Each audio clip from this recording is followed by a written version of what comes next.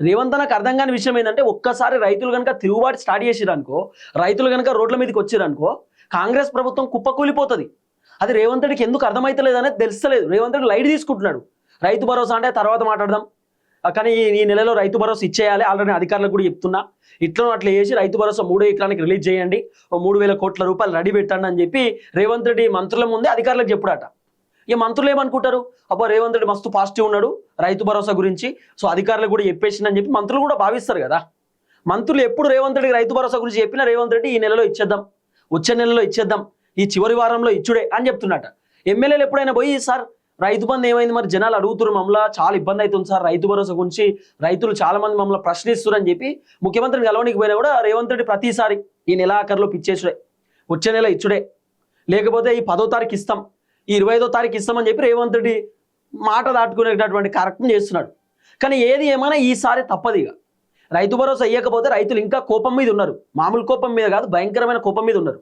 కాబట్టి ఒకవేళ MPTC ZPTC ఎన్నికలు పెడితే మాత్రం రేవంత్ రెడ్డికి చాలా ఇబ్బంది అవుతుంది.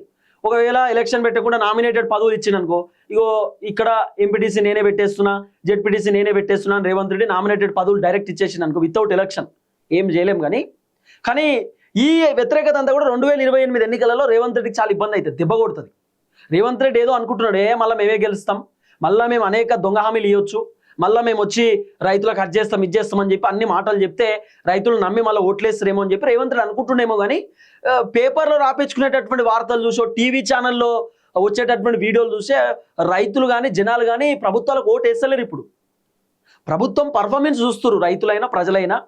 కాంగ్రెస్ పార్టీ ఎమ్మెల్యే వర్తా కాదా, కాంగ్రెస్ పార్టీ ఎమ్మెల్యే మంచిగా పనిచేస్తున్నా లేదా, మరి రాబోతున్న ఎన్నికలలో కాంగ్రెస్ వానికి ఓటేయాలన్నా బీఆర్ఎస్ వానికి ఓటేయాలన్నా, లీడర్ మా ఇంటికి ఎప్పుడెప్పుడు వస్తున్నాడు, మా బాధలు ఎట్లా తెలుసుకుంటున్నాడు, మా సమస్యల పరిష్కారం ఎవరు తీసుకొస్తున్నారు, ఇవన్నీ రైతులు అబ్జర్వ్ చేస్తున్నారు.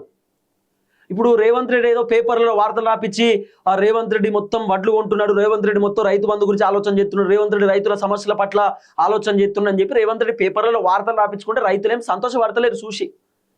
చాలా మంది రైతులకు అర్థమైపోయింది రేవంత్ రెడ్డి అన్ని కూడా వార్తలు రాపించడం తప్ప ఏం లేదు, ఆయన రియాలిటీ ఏం చేస్తున్నాడు, అంతా ఫెయిల్ అయిపోయింది అనేది చాలా క్లియర్గా రైతులకు అర్థమైపోయింది. కాబట్టి రేవంత్ రెడ్డి ఎన్ని జిమిక్లు చేసినా ఫెయిల్. కానీ మంత్రులకు మాత్రం రేవంత్ రెడ్డి ఈ నెలనే రైతు బంధు ఇద్దాం, 3వ ఎకరానికి రైతు బంధు రిలీజ్ చేద్దామని రేవంత్ రెడ్డి చెప్పిండట. అది కూడా రేవంత్ రెడ్డి ఏదో సభ పెడుతుంది ఇప్పుడు, ఏదో మీటింగ్, పబ్లిక్ మీటింగ్, ఏదో భారీ బహిరంగ సభ ఇక్కడ పెట్టబోతున్నాడు. ఆ భారీ బహిరంగ సభలో రేవంత్ రెడ్డి రైతు భరోసా రిలీజ్ చేస్తాడు. అసలు ఎంత గమ్మత్ అనిపిస్తుందంటే, రైతు భరోసా రిలీజ్ చేయాలంటే భారీ బహిరంగ సభలలో బటన్ వస్తాను రేవంత్ రెడ్డి. మరి గట్ల బటన్ వత్తాలంటే కేసీఆర్ ముఖ్యమంత్రి ఉన్నప్పుడు 6 నెలలకో పంటకు 6 నెలలకో పంటకు బటన్ ఒత్తుకుంటూనే ఉండాలి.